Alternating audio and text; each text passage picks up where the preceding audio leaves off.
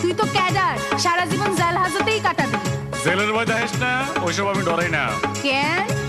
আছেন আমার মিনিস্টার, আছেন আমার গডফাদার, কোর্ট কাচারি হাজত থেকে তিনি আমায় করবেন পার।